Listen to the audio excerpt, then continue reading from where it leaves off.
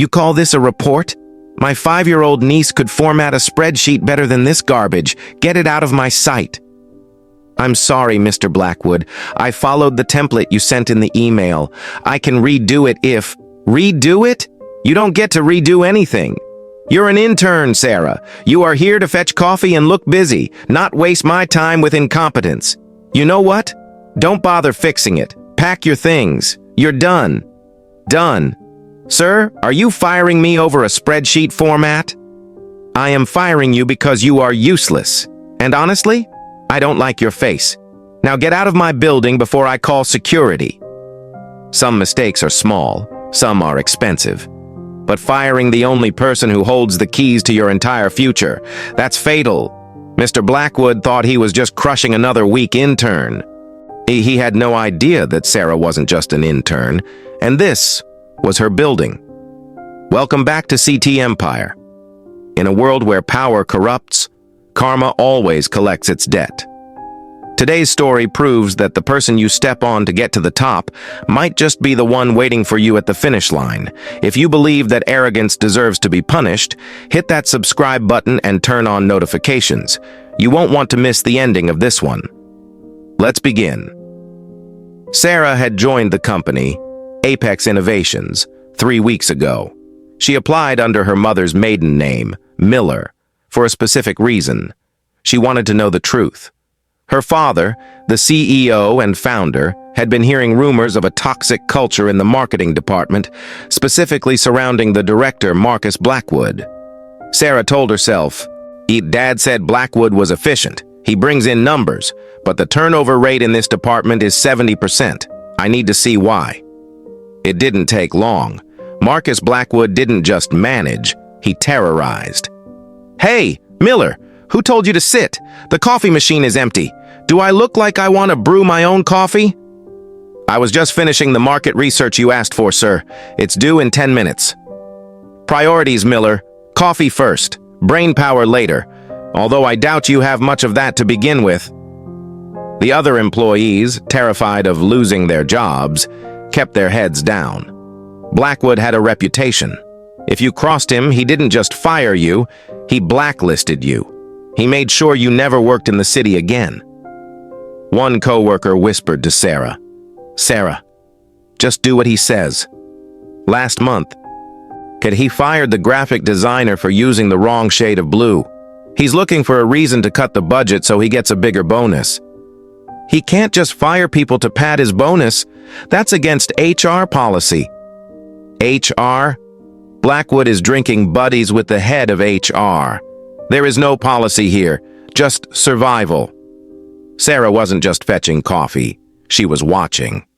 And late one Tuesday, while filing receipts Blackwood had carelessly left on his desk, she found it. She thought to herself, these expenses, client dinners at $5,000, consulting fees to a company that doesn't exist, he's not just mean, he's stealing.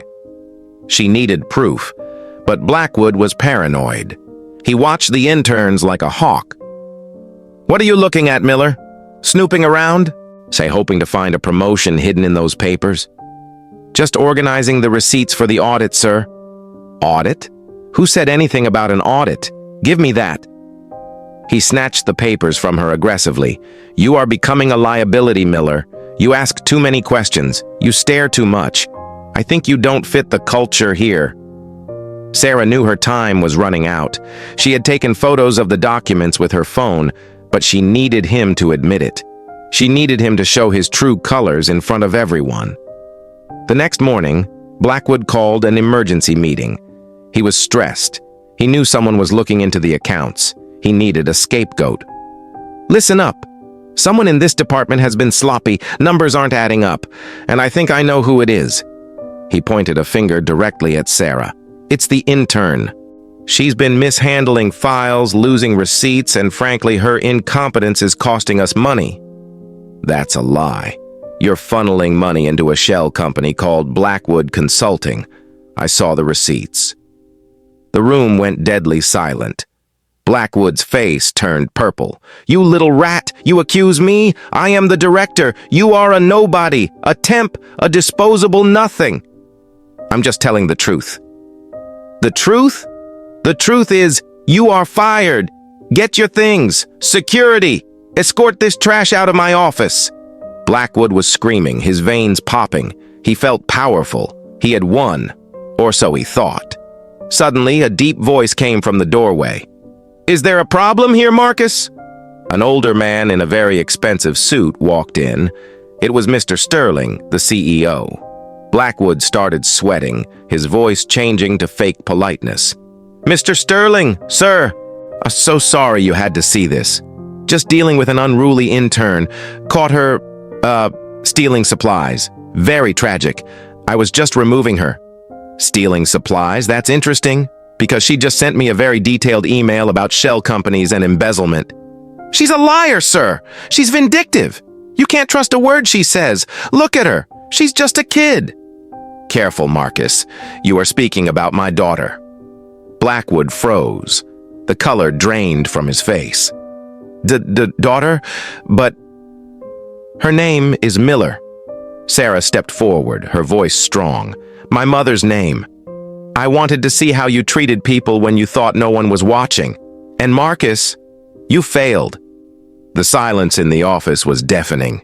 The man who had terrorized them for years was now trembling like a leaf. Sir, please. It was a misunderstanding. And I can fix it. You're right about one thing, Marcus. You are fired.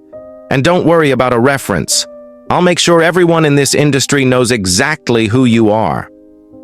Marcus Blackwood walked out of the building with a cardboard box, into the rain, never to work in corporate management again.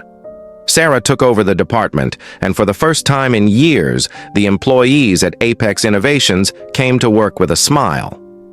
Remember, treat the janitor with the same respect as the CEO. You never know who you are really talking to. Thanks for watching CT Empire. If you enjoyed seeing justice served, like this video and subscribe for more stories of karma and revenge. See you in the next one.